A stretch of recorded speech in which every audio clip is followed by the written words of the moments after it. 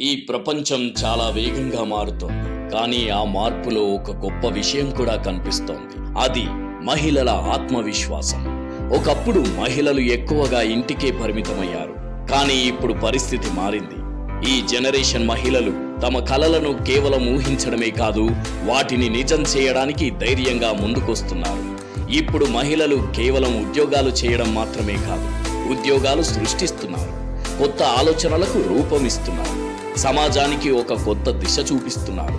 అలాంటి ఒక ప్రేరణాత్మక కథే ఈరోజు మనం తెలుసుకోబోతున్నాం.